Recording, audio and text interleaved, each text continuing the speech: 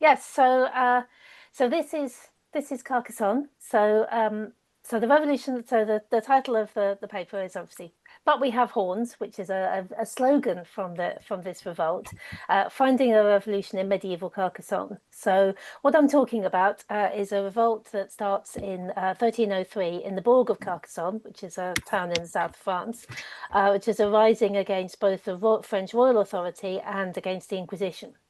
So you have never heard of this. This is a very niche. This is a very niche revolt, but I'm going to be making the case that this is actually a significant uh, incident of class struggle, and it is actually something that as socialist historians we should be paying attention to. So I thought I'm not going to do slides for the whole thing, but I thought it's useful to have a couple just to give you a little bit of background.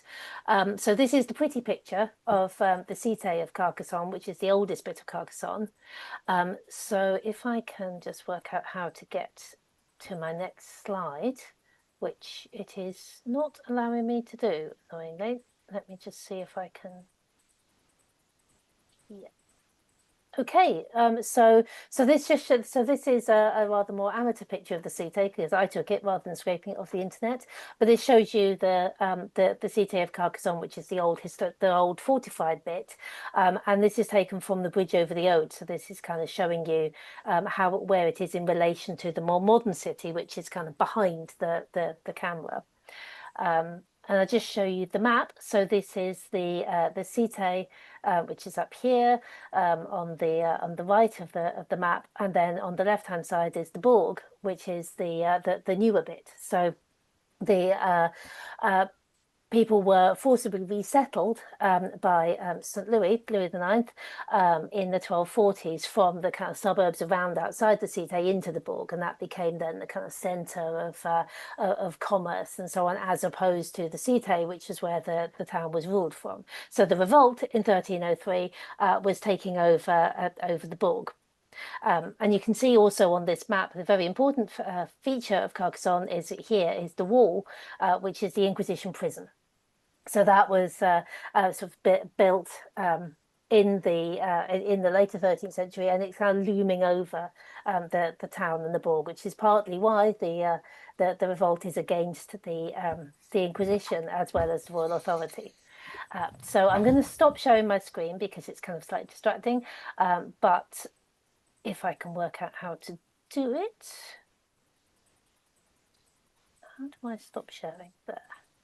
Okay, I think I've stopped sharing, but we can go back to the map if people need to see it. So August 1303, we have this great revolt in the Bourg of Carcassonne. So they liberated the Inquisition prison, they liberated the Bourg prison, they took over Operation of Justice, they also took over tax collecting. So they were actually controlling resources in the Bourg, and this lasted until for spring in 1305. So really nearly 2 years, and this was not just in the town. So I've been sort of specific that this was in the Bourg of Carcassonne, but actually this had the potential to become a kind of a whole region uprising, which in fact the French king at the time, Philip IV, was warned that he was facing an entire region revolting against him in 1303. But we know that it certainly spread to nearby towns. So the nearby town of Limoux also had a revolt of its own, and it actually seems to have spread to the countryside as well. So this was something. So there's an incident where a retainer of a northern French lord who was supporting the king in this was attacked by people from the Bourg of Carcassonne, 15 miles away from Carcassonne. So it was not just limited to the town. This was actually something that was affecting quite a lot of the lands around. So basically, they were effectively running the town and resisting royal authority for 18 months or so, which this is pretty impressive. This is a pretty big deal. And we also have, it's interesting, well, part of where I'm starting off from here is asking, well, why don't we know about this? I'm sure you've heard of the Peasants' Revolt, you've heard of the Chiompi in Florence and similar revolts in Siena and so on. Why isn't Carcassonne on that list? And it's particularly odd that it's not on that list because we actually have unusually good sources for it. Because we have the trial papers from a trial of one of the leaders of the revolt, who was a friar called Bernard de la Sueur, which, yes, is Bernard the Delicious is his name. I don't know why he's delicious. He just is. But he's arrested not actually immediately after the revolt, but some years later in 1319, and he's put on trial for a range of things, ranging from plotting to kill the Pope with black magic to being involved in this revolt. He's found not guilty of killing the Pope, by the way, but he's found guilty of everything else. So we have the trial papers, and so this is about 200 pages worth of witness statements from mostly about the revolt. And actually, even though he's on trial for a range of offences, what they cared about at the trial was the revolt. So we have the testimony of some people who were actually involved in the revolt. And in fact, we have the testimony of people who were interrogating some of the ringleaders. So even though the ringleaders were hanged in 1305, we actually have some of their testimonies in 1319 to just sort of ordinary people from Carcassonne, recounting what they remembered about the revolt. So it's actually particularly because we don't have a lot of narrative sources for the south of France. This is a kind of a really important repository of evidence, and we actually have we can kind of see where witnesses have obviously kind of colluded to get their testimony right, and we've got sort of evidence of how some of this was extracted. There's an account actually of someone in 1305 being waterboarded, which was very interesting. So it's this very kind of colourful document, if you like, the witness statements, which makes it even odder, really, to think, well, why don't historians know about this? Why isn't this standard? Because it is actually it's a really cool source. And basically, I think it's because historians have been really resistant to recognizing the Carcassonne result as being at all about class and being that something that is an incident of class conflict, which is why I'm going to argue that it is. It's generally, when it's mentioned at all, it's generally dismissed as being kind of about heresy. So the only mention that the Carcassonne revolt gets in the kind of the sort of major modern histories that talk about the south of France or talk about some medieval revolt is that, oh, this is about heresy. This is the heretics of Carcassonne rising up. So therefore, this can't be about class. This can't be something that's of interest to socialists. This is just sort of something else. So what I'm arguing here is that actually we shouldn't be dismissing this as just a matter of heresy and orthodoxy, that actually this is an important incident of medieval class conflict. It's part of the history of resistance to feudal power, but also because there is this dimension of heresy in it. It's also important, I think, for our understanding of oppression and how oppression works and how it's used to buttress feudal authority. So it is worth knowing about. Is my opening statement. So I've referred a little bit to how most of historians think about the Carcassonne revolt, and I should kind of talk a little bit about how academic medieval history regards histories of revolt. So to set a bit of a theoretical framework. So I'm assuming most people here probably aren't medievalists, but if you are, excuse me, I'm telling you stuff that you already know. But what's happened, I think, in the last couple of decades in sort of academic medieval history is in many quarters a kind of considerable resistance to seeing any link at all between medieval revolt and what we might see as a kind of a tradition of resistance to feudal authority, and then later, obviously, to capitalism. So people have argued that because in the past, historians who wanted to look at medieval revolt were doing it because they think that revolution is a jolly good thing. There was a tendency to see any sign of revolt in the medieval period as being kind of right. This is the direct precursor of the French Revolution. This is 1789. This is 1914, 1917, and so on, and therefore this distorts actually what we're seeing when you look at the medieval evidence. So many academic medieval historians have a tendency to say, well, actually, we shouldn't really be thinking about these things in terms of class conflict at all. What we should be seeing is seeing it as contentious politics, and you can't make any link at all between what we're seeing in the medieval period and what we see in more recent periods. And but I think this is misguided, and I think this actually hides a lot of what's interesting about medieval revolt. And I think we do need to be able to go back to seeing these things actually as class conflict. I mean, of course, we're not. You know, what we're seeing in an urban revolt like in Carcassonne. You know, this is not, of course, this is not the bourgeois revolution. I'm not claiming that, and we shouldn't be seeing this sort of artisan class resistance as precursors to the bourgeois revolution in the 14th century. But it is an important resistance to feudal exploitation, and it is part of the creation of a radical tradition, which I would argue does mean that then you can have these sort of larger, more significant revolts later on in the 14th century that we do know about. So there's a very interesting comment that a historian, Justine Fenalber-Baker, made in a book about the Jacquerie, which is a French revolt in the mid 14th century, 1358.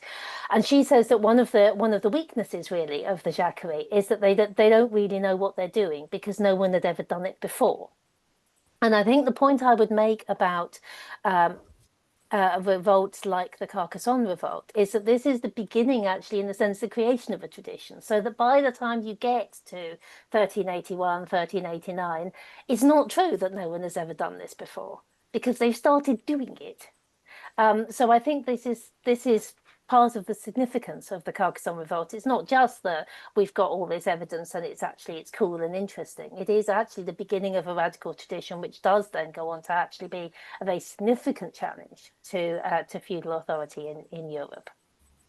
So that's my kind of theoretical preamble. I should say a bit about Carcassonne specifically for people who don't know about Carcassonne. So this is very much, if this is in the central south of France, in the Languedoc. And if you know anything at all about history of Languedoc, probably what you know is that, okay, there's a war against the heretics. And before the war against the heretics, it was all this completely wonderful place, and it was tremendously cultured, and everyone got on, and everyone loved each other. And then the nasty Northern French came and massacred everyone. And this is the kind of the version of the Albigensian Crusade, which is sold particularly by by the tourist industry in the south of France, and in quite a lot of kind of cultural things as well. There is this idea that in the 12th century, Languedoc was all wonderful, and then you have the Northern French come along and kill everyone, and that's all awful. So I would argue that in the 12th century, Languedoc, there is a distinct lack of feudal control. That actually it's not the various feudal rulers in Languedoc have great difficulty actually extracting very much surplus labor from many of their lands, from actually really actually exercising very much significant control over large parts of the lands that they're supposed to rule. So you do have a situation where actually you do have quite a lot of effectively free, independent peasants and townspeople who can kind of do what they like, including moving their town around between different sites, which, for example, Limoux, which is the town that has a revolt as well as Carcassonne, in the 12th century moves around about 3 times probably between a site by the river and a site on a hilltop. And they don't have to ask anyone to do this. They can just do this.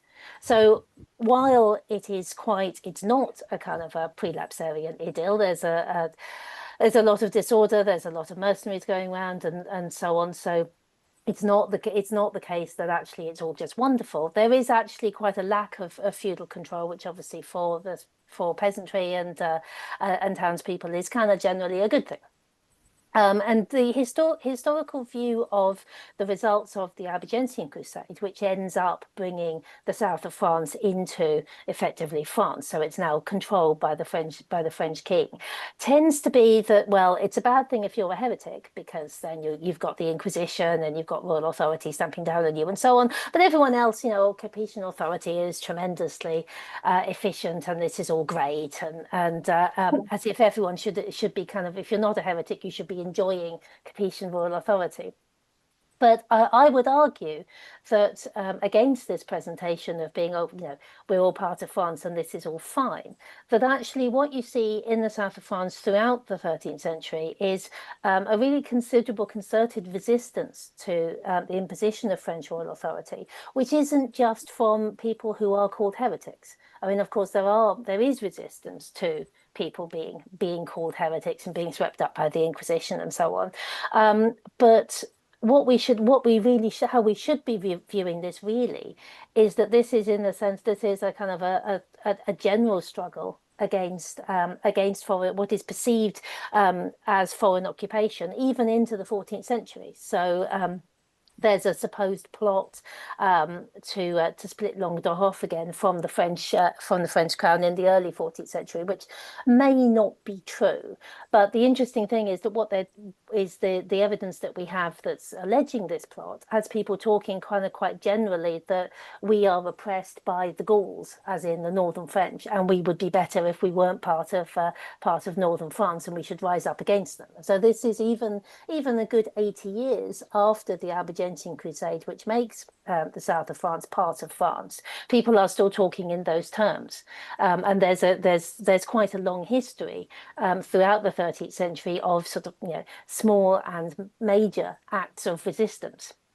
And for some of this period, this is a general resistance to foreign occupation that is happening really at all levels of society.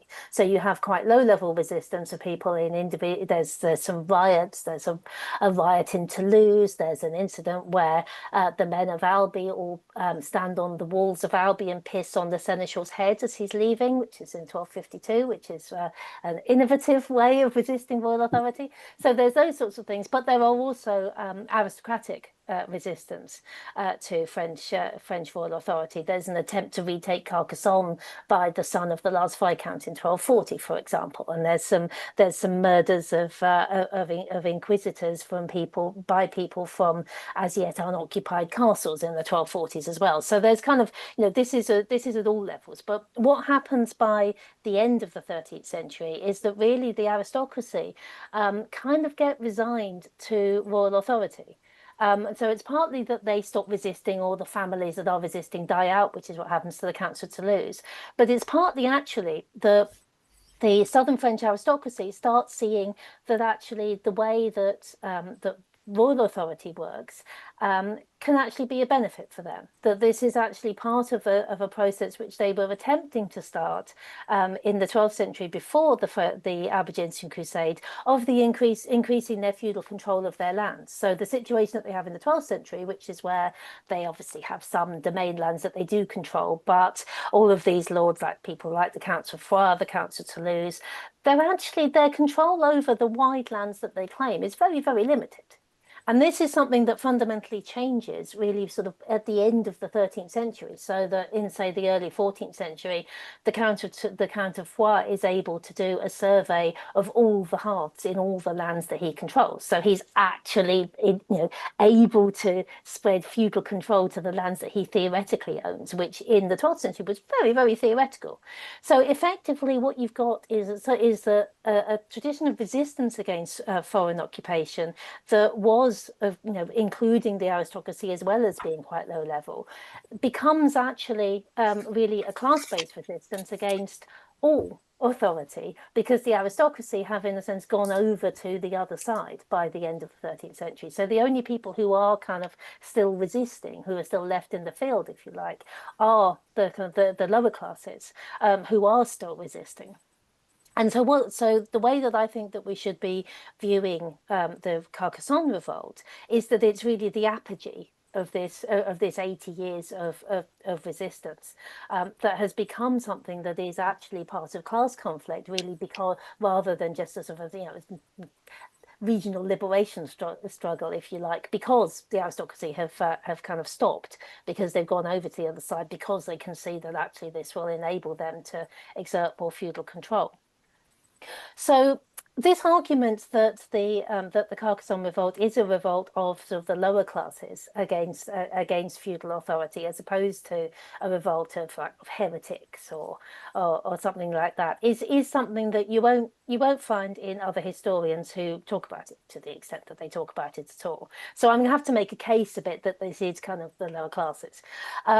So partly why I think it is the kind of populist framing of the revolt. So the slogan that I start with, that is the title of the talk, but we have horns, is in a sense actually a very populist statement. So this comes from a sermon that Bernard de Lisieux, who I mentioned at the beginning, it's his trial where all of this evidence comes from. So he's a Franciscan, so he's going around preaching to kind of rile up the populace, is what they say at his trial anyway. So he preaches a sermon shortly before the revolt in the streets of the Bourg of Carcassonne. And he obviously encouraging people to rise up against the Inquisition. So he tells a parable about a time when there were a bunch of rams and they were living in a very rich field, and everything would have been really fine. It would have been all great for them, except that every day a butcher comes and takes one of them away to be slaughtered. So the rams say, right, we've got to do something about this. But what can we do? We have no lord or no king to defend us. But they realize we have horns. So the next day, when the butcher comes to the field, they all turn on him and drive him out of the field, and they live together happily in peace and plenty.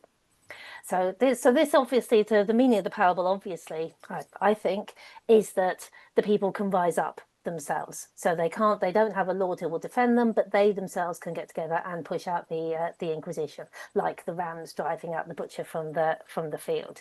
So I think that isn't an argument that you make if your revolt is purely about heresy and orthodoxy, and it's not an argument that you make if you're trying to appeal to the wealthiest in society, which historians have argued that this is about. But I also think that you can see actually a turn to a much more class-based revolt in the course of the revolt, in fact.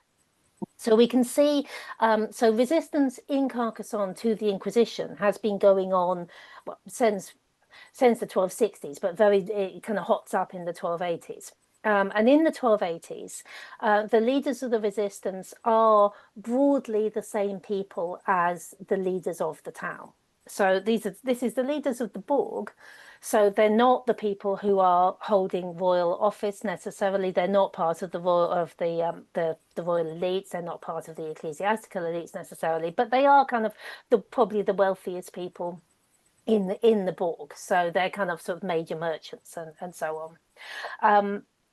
And some of this phase was still quite interesting and quite active. There's an incident which is probably in the 1290s where the royal authorities from the Cité come down to the Bourg to try to arrest some people who've taken refuge in the Franciscan convent, and as soon as they try to break into the convent, the Franciscans manage to get them trapped kind of between two doors in the gatehouse, and they're like firing arrows at them, and they ring the bell, and the people come running, and people are they're driving the forces of the royal authorities back to the Cité across the river and chucking roof tiles at them as they go and things. So it's all kind of quite exciting.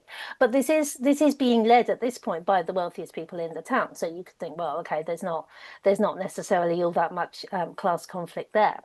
But what seems to happen in the course actually of events in August 1303, which is when the major revolt happens, the thing called the destruction of homes, is that you have the taking over of this revolt that has really quite limited aims to do with how the Inquisition are treating people and arresting people who say they aren't heretics, who don't appear to be heretics, and locking them up and mistreating them, to something that has actually much wider aims about defying royal authority, and really starts thinking about building a different sort of society.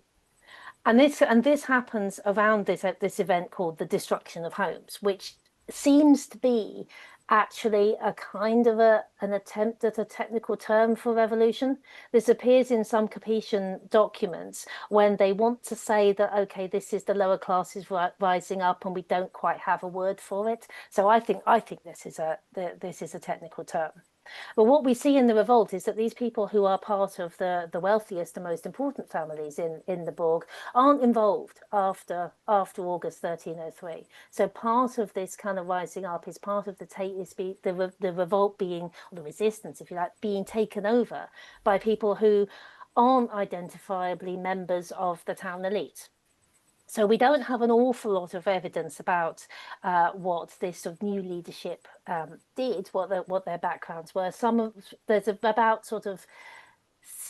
20 of them, and about 6 of them we have kind of evidence of, what their professions were. And they're not particularly elevated professions. So there's a couple of barrel makers, there's a couple of apothecaries and this sort of thing. So they're they're kind of low level sort of traders and that sort of thing. It's the social milieu that they come from. But the important thing is that what we do have is evidence of who are the most important families in Carcassonne from about a century before, when the town surrenders to the French royal authorities in the Albigensian Crusade. And what we can see is that the people who are kind of prominent in the 1280s and the 1290s are mostly connected to those families. And the people who take over the resistance in 1303, when we had the major revolt, none of them are. So there's a very clear break between who's important in Carcassonne beforehand and who's important in 1303. So I think that you can make a case that there's a very definite sort of class background, if you like, to the revolt in 1303, which I think indicates that we should be seeing this as part of class struggle. That this isn't just kind of, okay, well, this is the leadership of the town wanting to change a bit how the Inquisition behaves. And I think we can see this also in what they do. So they are taking over the town, but it's not just that they're taking over the normal administration. And this again is something that the few historians who have looked at this have, I think, kind of completely missed. So in sort of mainstream accounts of the revolt, what you will have is kind of an assumption that you have the destruction of homes, which is portrayed as a kind of as just a riot, and the lower classes getting out of hand, and then you have the king visits the cité, and there's a kind of an interview with one of the new leaders of the revolt, and that all goes very badly, and he goes back down to the Borg and demands that tells them to take all the garlands that they put up for the king's visit down, because the king isn't going to help them against the Inquisition, and so on and so on. But there's a kind of an assumption that in between all of these sort of headline events of the revolt, that things are just kind of going on as normal, and they're just running the town as normal. And this is very clearly not the case. I mean, partly this is indicated by the way that they do clearly take over justice in the town. So the royal authorities can't get into the Borg. They're not, the prison is liberated. So the royal authorities are not kind of doing this sort of day-to-day law and order to the extent that anyone is doing it. This is now the rebels, and also that they do take over tax collecting. So this is something, it's just a very small mention in one of the witness statements. This witness is a sort of minor royal official. And he says that the worst thing that the rebels did was that they took down the bags of the king and replaced them with their own. So this might seem a bit of an enigmatic statement, but what I think it means is I think that this is market dues. So this is actually the main source of taxation revenue from Carcassonne. That's regular taxation.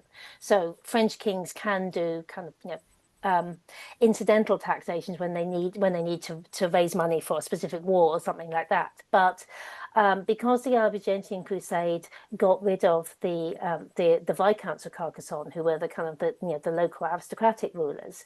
The French royal authorities after the Albigensian Crusade are also in the position of the sort of the immediate feudal overlords of Carcassonne, as well as being the royal authorities, if that makes sense. So they have therefore the right to collect taxes. The market dues and things like that. And I think that this reference to the bags is telling us that actually this is the rebels taking over this tax collecting role, which is a very big deal. So basically the royal authority does not run in Carcassonne for the period 1303 to 1305 when the revolt is happening. So this isn't business as usual. But they're also, it's not just that they are taking over the administration. I think we have some evidence that they are actually kind of thinking about a different sort of society. So this is an element of the revolt which always gets dismissed by historians, where they appeal to someone else to be their king. So the person that they appeal to is the son of the King of Majorca, which isn't as random as it sounds, because the Kingdom of Majorca actually includes kind of quite a lot of the south of France, sort of around Perpignan, and actually some other lands around Montpellier. So there it is the division of the County of Barcelona / Kingdom of Aragon between an older son and a younger son. So the older son got Barcelona and Aragon, and the younger son got these sort of other bits. And they had the Counts of Barcelona, Kings of Aragon had interests in Languedoc going back to the 11th century and beyond. And there was a kind of a tradition in Languedoc that if you weren't happy with the Counts of Toulouse, then you sided with the Counts of Barcelona, and if you weren't happy with the Counts of Barcelona, you sided with the Counts of Toulouse, and you kind of tried to play one off against the other. So this had been going on for some centuries. So it's not at all random to say to the younger son of the King of Majorca, actually, do you fancy being our king? But the reason why this is interesting is kind of how they thought that was going to work, because it's not that they're saying that they're going to the King of Majorca or the King of Aragon and saying, right, we want to be part of your kingdom, because the guy that they're appealing to is the younger son. So he doesn't. It's not that they're handing over Carcassonne to a different royal authority. They're saying to this one person, "Well, come and be king for us then." So, what were they imagining that this? How was this going to work? So this isn't thinking of something that would actually fit with royal authority and feudal power as it actually works in Languedoc. So I think so.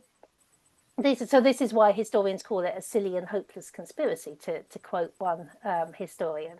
I don't think it's that at all. I think what we're seeing here is a view of a king which is actually similar to what the peasants in the English Rising were imagining. So if you remember the peasants in the English Rising, English Rising in 1381, were proposing that you would have a king. But you wouldn't have any other aristocracy. You wouldn't have any kind of sort of layers of feudal control, because it wouldn't be a feudal system. But you have a king to kind of oversee redistribution and make sure everything is fair and so on, as sort of that sort of figurehead, if you like. And I think that when the Carcassonne rebels appeal to Ferran of Majorca to be their king, I think that's what they're thinking of. They're thinking that, well, you have to have a king because he ensures that your society is fair, but you're actually stepping outside of the way that feudal power works. So the king is, yes, you can't at this point challenge and think, well, maybe you don't have to have a king, and maybe the king doesn't have to be someone who is connected to aristocracy. They can't really quite get that far, but they are, I think, trying to reach for an idea of a different sort of society. So I think the appeal to Ferran, actually, which they do after they've appealed to Philip IV against the Inquisition. He told them to get knotted. So they are kind of at this point, okay, we are completely on our own. We are the rams in the field. We have to do something different.